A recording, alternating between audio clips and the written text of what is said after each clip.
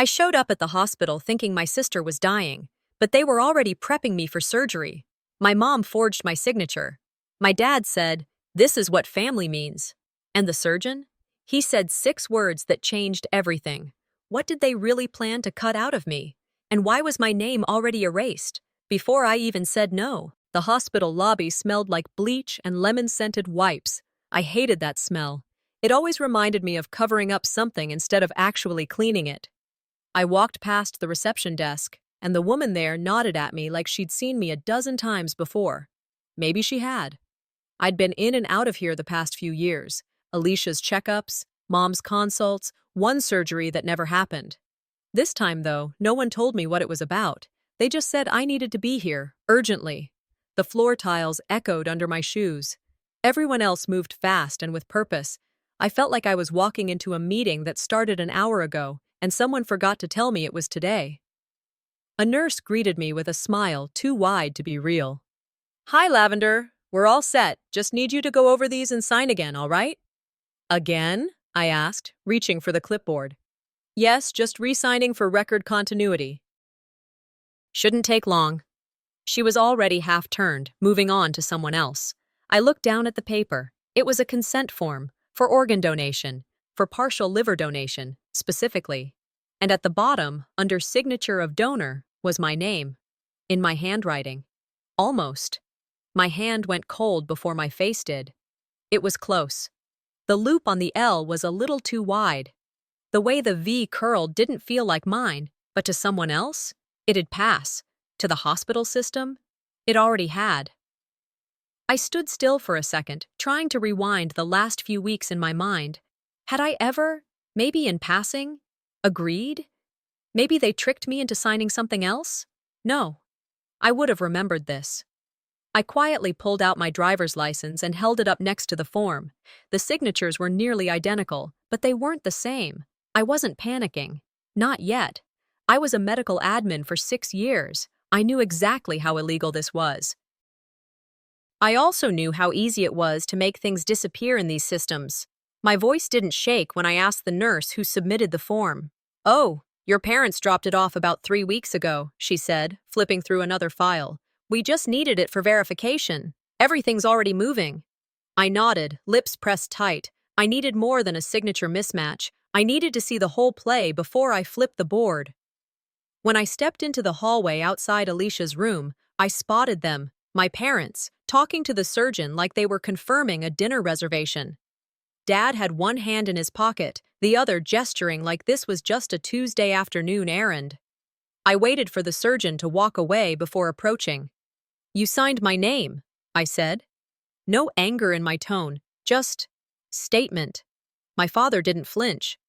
"This is what family means, Lavender. We do what needs to be done." My mother still wouldn't look at me. "You were always going to do this," she added, like it was a fact I had somehow forgotten. "I never agreed," I said. "You did years ago," Dad said. "You may not remember it that way, but you did, in spirit." I stared at them both. 2 people who had taught me how to use my words, now throwing silence back in my face like a punishment. Mom finally looked up, just for a moment. "This isn't the time for drama." And that's when it clicked. They weren't surprised. They weren't afraid I'd say no. They'd never planned to ask. I walked away. Down the hallway, past the waiting area, past the coffee machine that never worked, past the woman watching a toddler climb a chair. I didn't stop until I reached the window at the end of the corridor. Outside, the clouds sat low and thick over Savannah. Spring here didn't feel like renewal. It felt like another round of the same old thing. Was I even their daughter? Or just the insurance policy they kept on hand? I remembered when Alicia was 6 and broke her arm. I sat next to her all night so she wouldn't cry. I was 9. I brought her water. I helped her pee. Mom called me her little nurse. "You're the strong one," they said. "You can handle more." Now, more meant liver surgery without consent. I sat on a bench, stared at my hands. These hands that cooked meals when Mom had migraines, held groceries when Dad's back was out, wrote birthday cards they forgot to send. The same hands they forged. I looked down and noticed the top button of my blouse, the pearl one, was neatly stitched. Mom had fixed it that morning. She'd said, "Don't let anything fall apart today." Now it felt less like love and more like containment. I didn't scream. I didn't tear up the form or throw the clipboard. I just told the nurse I needed 5 minutes to myself. She nodded. I walked to the restroom, locked the stall, and pulled out my phone. I texted Jenna, my friend from college who became a malpractice attorney. Me. Emergency. Hospital consent issue. I need a hold placed now. Jenna. I'm on it. I washed my hands slowly, dried them even slower. When I stepped back into the hallway, I told the nurse, "Please pause anything involving me. No further prep." She blinked, but nodded again. That was it. I didn't collapse. I didn't fall apart. But I knew this wasn't about a liver. This was about 30 years of silence. And how it finally breaks. After I left the hallway and told the nurse to hold everything, they led me toward a smaller room off the main surgical prep wing. It was the kind of space they use when someone needs to be handled quietly. No windows, no chairs for visitors. Just a bed, a side table, and one laminated chart tacked to the wall. I didn't ask questions. I already knew they wouldn't answer them. The nurse kept her voice cheerful, like she was walking a dog into a vet exam. "Your original surgeon had to step away due to personal limitations," she said. Personal limitations, right? That was hospital code for he refused to be part of this mess. I respected that. Dr. Hughes had always looked me in the eye when he spoke. This new guy, Dr. Martin, hadn't even bothered introducing himself, but his name was already on the board above my bed. Another nurse entered with a clipboard. "We've begun prepping," she said, smiling too wide, too smooth. "You were informed earlier?" "This is just protocol." Nothing she said was active. Everything was done to me. No one asked if I consented. No one waited for me to nod. They just assumed I'd follow instructions because I always had. I asked for my phone. She shook her head gently. "We've set it aside to avoid distractions." The clipboard in her hand had a fresh stack of forms. I skimmed the top page. My name was there, but the initials beside it weren't mine. Close, almost convincing. The timestamp said the signature was logged 5 days ago. I got the call to come in yesterday. I asked to speak with Dr. Martin. The nurse said, "He's already scrubbed in," then walked away. My mother showed up at the door a few minutes later, said nothing, just looked at me like I was a bad dog about to bark in front of the neighbors. Then she left. That was the last time she made eye contact with me that day. 2 other nurses came in soon after, moving like a pit crew. Alcohol pads, gauze, tape, tubing. I didn't speak until the IV needle slid under my skin and the catheter clicked into place. My mouth opened. Nothing came out. The tape went down across my arm. The sting came a few seconds later. Why didn't I scream? Why didn't I move? I couldn't tell if I was calm or frozen. Somewhere in between, maybe. Somewhere between still and stuck. The nurse looked at me. "You're so calm," she said. "That's a gift." It didn't feel like a gift. It felt like a curse. When I was 9, I stepped on a piece of glass in the kitchen. Alicia screamed louder than I did. I remember holding my breath while Mom pulled the shard out, just to prove I could. They called me brave. Turns out, they were training me for this. A junior tech walked in carrying a tablet. Didn't even look up before calling out, "Naomi?" I blinked. "Excuse me?" He looked at me, confused. "Naomi L. Dunn Todd?" "I'm Lavender," I said, slow and clear. He checked the board. "That's weird." "You're listed as Naomi." He left. I looked up at the chart above my bed. The tag didn't say Lavender Todd. It said, "Donor Sister. Approved. No name. No identity. Just a label. A function." That was it. The moment it became real. They hadn't just lied. They hadn't just forged. They had erased me entirely. I looked down at the IV in my arm. My body, hooked up and tagged like a supply unit. I didn't rip it out. I whispered to the nurse passing by, "Can I go to the bathroom?" She nodded. No questions. Inside the stall, I finally exhaled. I reached into the waistband of my pants and pulled out the second phone, the one I kept when I didn't want calls traced. I opened my email draft, the one I'd started months ago, but never sent. Attached the DNA report. No biological compatibility detected. Subject line: Emergency reconfirmation. No valid consent. I hit send. To Dr. Hughes, CC'd the hospital's legal counsel, and my lawyer, Jenna. I sat on the closed toilet, IV line trailing down my wrist, and stared at the door. For the first time since this began, I felt something I hadn't felt in years. Not rage, not grief, just clarity. I stood up, fixed my blouse, walked out of that stall and back into the hallway. I didn't wait for approval. I didn't explain. I just walked. My steps were steady. My arm ached. But my mind was sharp. I passed Alicia's room on my way back from the bathroom, the IV still tugging slightly at my arm. Laughter echoed through the doorway. Hers, Mom's, maybe even a nurse trying too hard to sound friendly.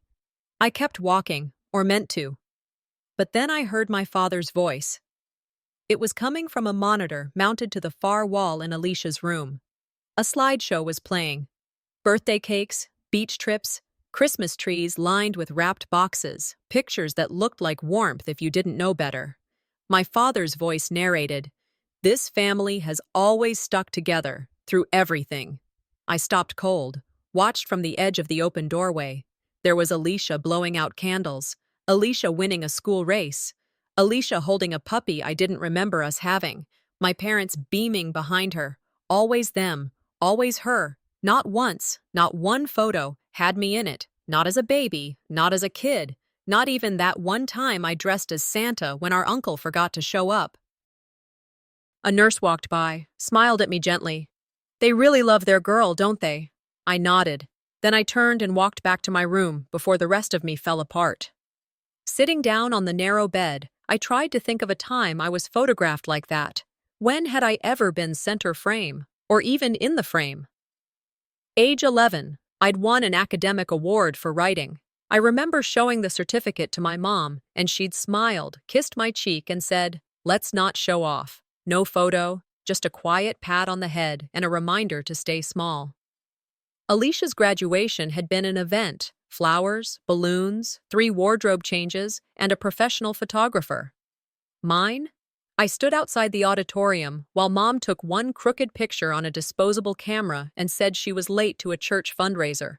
I was starting to see it all now. This wasn't accidental. It didn't just happen. It was crafted, maintained. Polished like a marble statue of a family that only ever had one daughter worth framing. I'd been their fixer, their buffer, their unpaid therapist and emotional janitor. I was the invisible scaffolding. I whispered to no one. The knock on the door was light, followed by a nurse pushing a rolling cart. "We just need you to glance over this," she said, handing me Alicia's revised surgical paperwork. "Your name's on the clearance sheet, so we wanted to double-check all's in order." I looked. Lavender Todd. Underneath, non-core relative, approved donor. No mention of sister, no family ties, no consent details, just 3 lines of bureaucratic clarity. I wasn't even a person in their eyes. I was a logistical asset. If I die on this table, I thought, they'll just reuse that slideshow and no one will ask where I went. I didn't blink. I didn't ask questions, but something broke a little deeper. After the nurse left, I opened Alicia's hospital portal from her old login. It wasn't secure. She never was good with passwords. I scrolled through her support documents, family listings, emergency contacts. Mom, Dad, 2 cousins, a neighbor from church. Not me. Nowhere. I kept scrolling, then found it. Backup match. Cleared. Just that. 1 line. No relationship title. Not even my full name. I printed the page and folded it once. Not for proof. I wasn't going to fight them on this. I just needed to see it. One last time. Like checking a scar after it's already healed. On my way back down the hallway, the slideshow on the wall reached its end. The final photo froze on Alicia, smiling at a piano. The music playing was "You're My Home," her favorite since we were kids.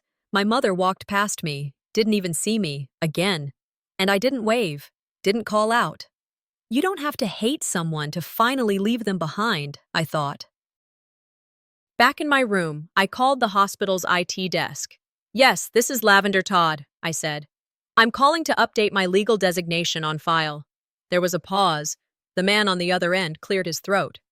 And what would you like it changed to? I looked at the file still in my hand. You can put, not available for sacrifice. Then I hung up. It had started raining again, that soft, endless kind of drizzle Savannah always got around dusk. I stood at the edge of the surgical wing, IV now removed, but the tape still clinging to my skin like a reminder. My legs weren't taking me anywhere in particular. I just needed air, or something like it. I drifted past the main hallway, past the vending machines and the volunteer desk, and wound up near admin. Most of the staff had gone home. Lights were dim, phones silenced. The kind of quiet that lets you hear your own heartbeat without trying. I knew this part of the hospital well. Years ago, I did intake here during night shifts. The layout hadn't changed. Neither had the old printer smell or the waxy floor polish they used to cover coffee spills and secrets. I paused at the doorway of a temporary consultation room. There, on the desk, was my mother's handbag, black leather, same gold zipper I once tried to fix for her. Sitting beside it was a yellow file folder. My name handwritten across the tab, her handwriting, her damn neat little letters. I didn't even hesitate. I stepped in, closed the door gently behind me. The folder was thick, not hospital-issued, something she'd brought from home. I opened it. The top document was a printed report from the National Donor Registry. 6 months old. I recognized the format instantly. DNA compatibility. Incompatible. No viable donor match found. My name. Alicia's name. Red lines across the compatibility columns. A sticky note was slapped on the corner. Don't tell her until necessary. Her handwriting. Again. Attached was a printed email addressed to a Dr. Albert, asking for clarity on exceptions despite mismatch. No reply. Probably ignored. Probably dismissed as unethical, which it was. They knew. They knew the whole time. I thought back to when I'd quietly submitted my DNA sample, thinking I'd be helpful, just in case. Wanting to be prepared. Wanting, I guess, to matter.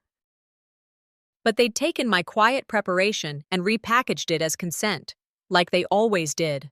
Underneath the lab report was a second folder, another document, a quit-claim deed. I felt the color drain from my face. My childhood home, the place I still lived in, had been co-owned by Mom and me since Dad retired. He'd said, "It's only fair. You pay the taxes. You deserve something with your name on it." That document, it now listed Elaine Todd and Alicia Todd. My name was gone, no letter of consent, no signature from me, but a signature that looked like mine, just close enough to pass. I paid those property taxes, had them on auto draft from my account. All this time, I clutched the paper tighter. They didn't just want my liver, they wanted to erase me from every place I called mine, every room I cleaned, every leak I patched, every bill I covered when Mom said, "Let's skip this month." I sat down. Hard. Flashes hit me. 2 months ago, Mom handing me a paper in the kitchen. Initial this real quick, just updating utility stuff. I remember being half-dressed for work, toast in my mouth, one shoe on. I'd signed without reading. That was it. That was the trap. I leaned back in the chair, the room spinning just enough to slow me down. "You always were so helpful," I heard her voice say in my head. "So good at not asking questions." I wasn't crying. There weren't any tears left. It wasn't about shock anymore. It was the confirmation, the precision of it. 31 years of holding them together, running interference, cooking dinner while they argued, taking Alicia to the ER after that car crash, never being late, never making a scene. And this was the thank you. I pulled out my phone, snapped pictures of every page, each signature, each timestamp. I put the folder back exactly how I found it, neat, centered, except for one sticky note. I took the one that said "Don't tell her until necessary" and replaced it with a fresh yellow square from the dispenser nearby. Wrote, "Found this while cleaning. Thought it might be important." Closed the folder, slid it under her bag, walked out like I belonged there. The hall was still quiet. Then my phone buzzed. Blocked number. I opened the message. Subject: Still want to be the good daughter? There was a scanned image attached, the same file I'd just seen. The DNA results, the deed, the sticky note. Someone knew I'd been in that room.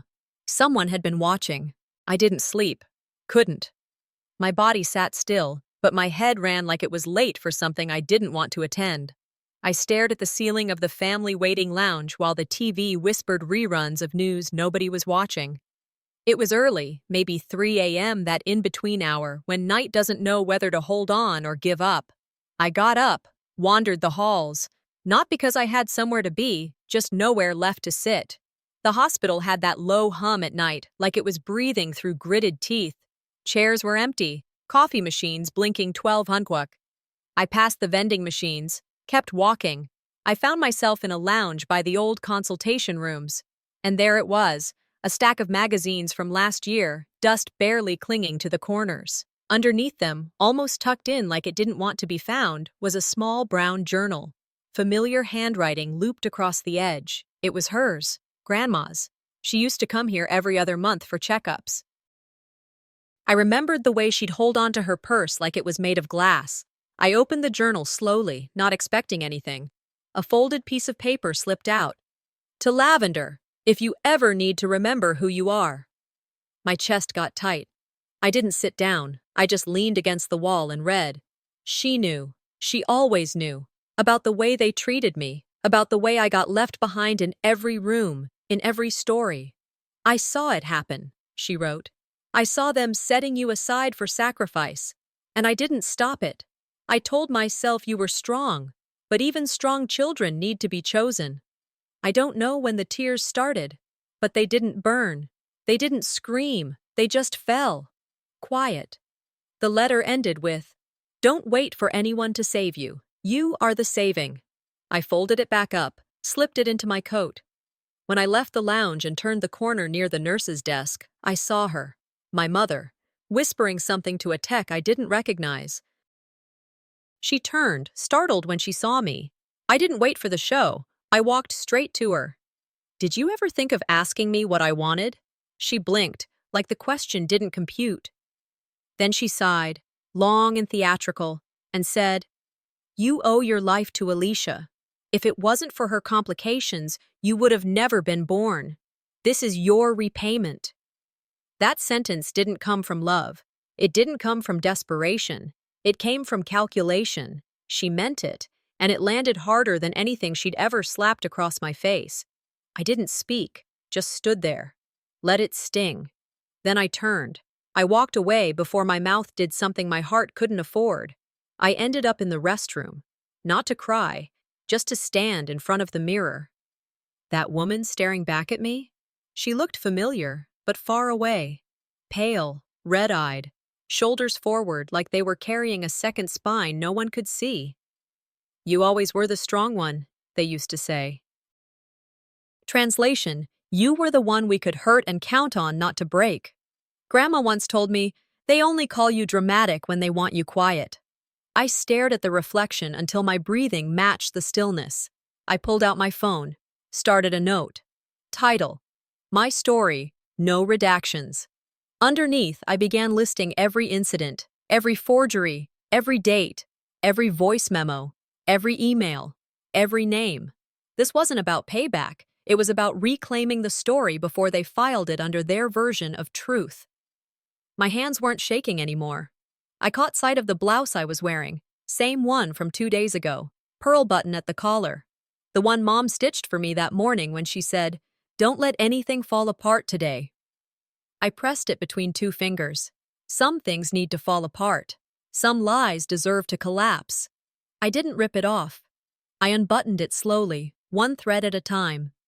Back in the lounge, the air was still stale. The TV was off now. Just silence. I scrolled through my voice memos, unsure why. Then I saw it. A file, labeled by date. Recorded 3 days ago. I pressed play. My mother's voice. You owe your life to Alicia. My own voice didn't reply in that recording. But today, I did. I forwarded it.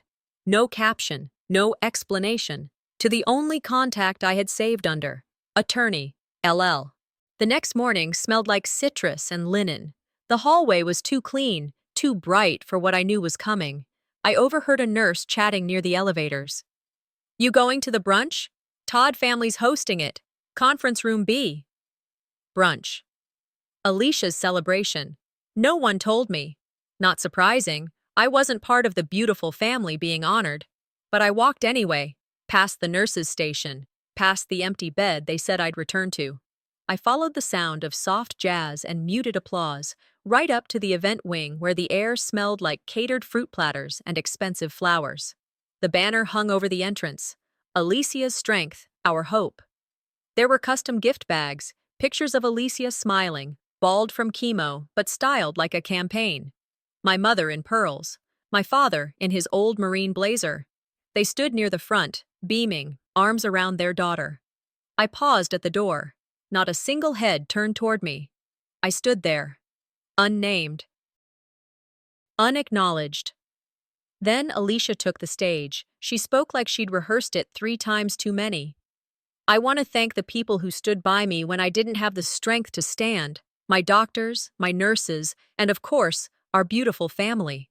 Applause. She kept going.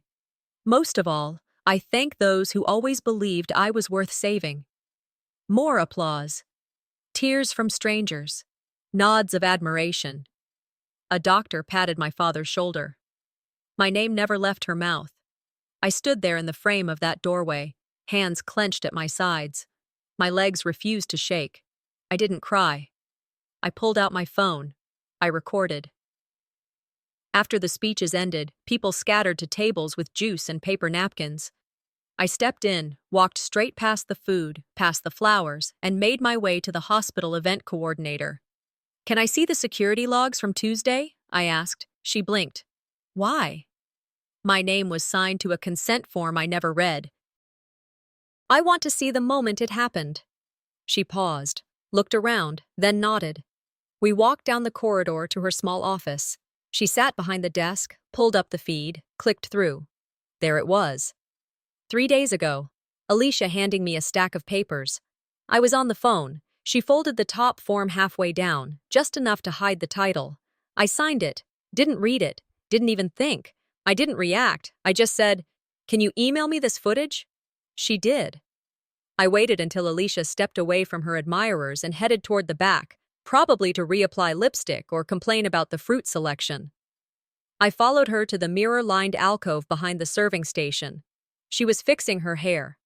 I held out the tablet, hit play. She glanced at the screen, then back at her reflection.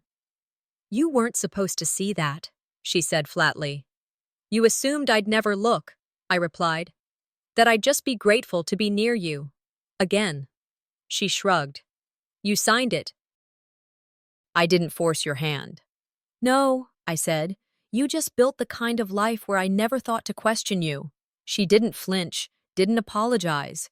I didn't give her time to. I walked away. Calm, cold.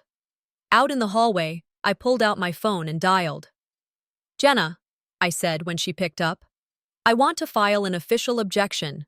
Unauthorized medical consent, forged identity, asset misuse." There was a pause. Then, "You sure you're ready for this?" "I was born ready," I said. "I just forgot." After the call, I found a quiet spot by the vending machines, called Dr. Hughes. "Hey," I said. "Do you have 5 minutes? I'd like to go over something with you." He didn't ask what it was, just said, "I'm listening." 2 hours later, I was packing up my things to leave when my phone buzzed. Internal memo. Subject: potential patient instability. Caution advised.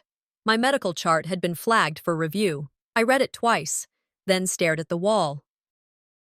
"So this is how they're going to play it," I said aloud. Late afternoon fell on the hospital like a curtain that wouldn't rise again.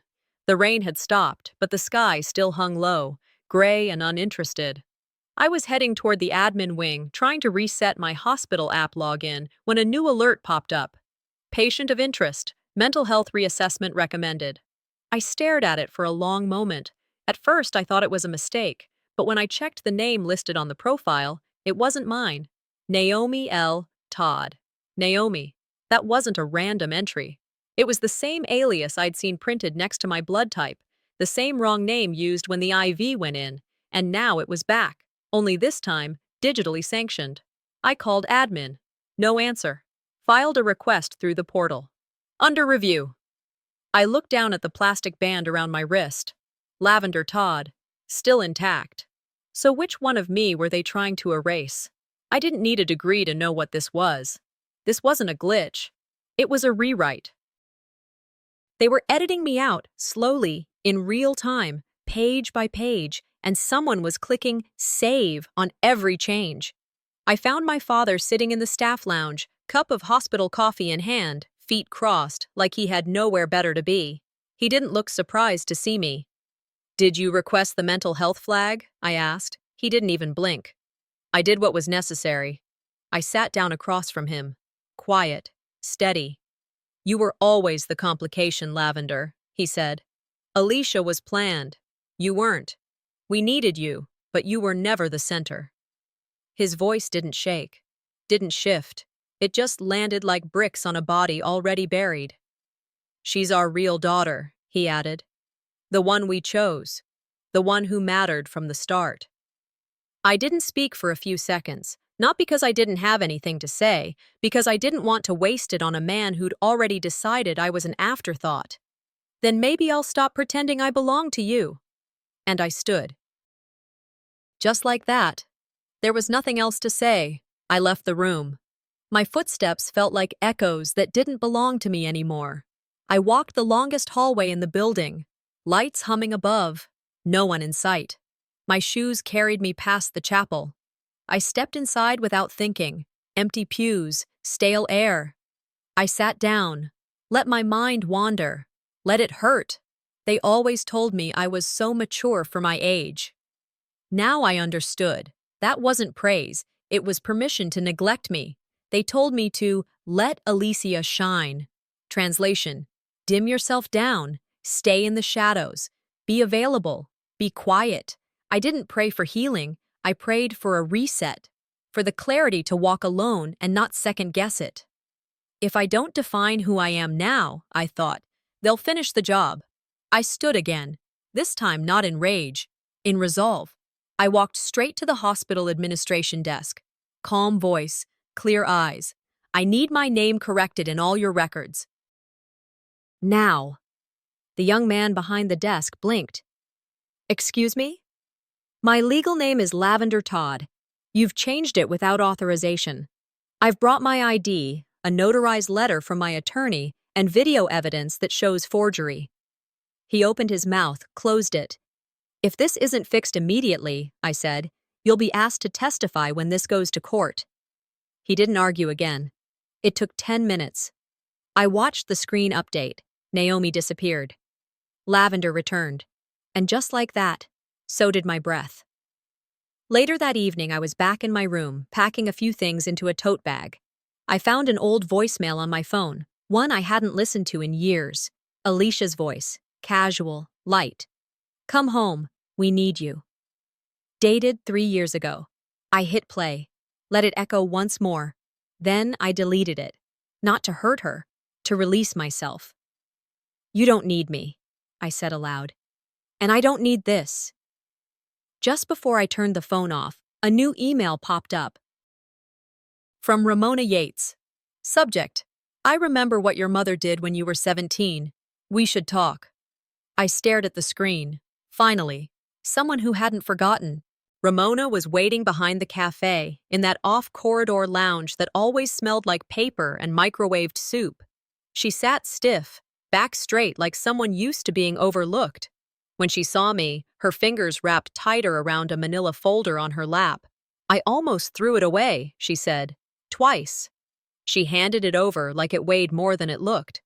I sat across from her and opened it slowly. Inside were documents. Old ones. 17 years old, by the date in the corner. A consent form. An emergency authorization. Both signed. Both with my name. Except, they weren't my signature. The handwriting was familiar. Too neat. Too deliberate. Mom. I kept flipping. "You were a minor," Ramona said. But your mother told us the paperwork had been pre-approved. She said it was just housekeeping, nothing that needed to go through full clearance. I didn't say anything, just stared at the page. I was asked to ignore it. I didn't. I quit instead. But I kept the file. There was another document underneath. Psych eval, dated just before my 18th birthday. It described me as emotionally unstable, prone to unpredictable responses, non-compliant. I blinked. This is fabricated. Ramona nodded once. They needed justification on file in case you ever said no. A pretext, enough to override you later. I stared at the words. They planned for me to be quiet before I ever learned how to scream. They built an entire safety net, Ramona said gently. But it wasn't for you. You were the net. I didn't shake, didn't cry, but my voice was different when I spoke.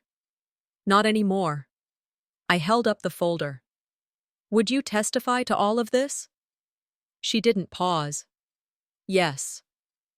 An hour later, I stood in the consultation lounge. Same beige chairs, same flickering ceiling light. This time, I wasn't the one waiting. I'd asked for a meeting, and they showed up. My father walked in first, stiff and annoyed. My mother came behind him, arms crossed. Alicia was last, lip gloss perfect, expression bored.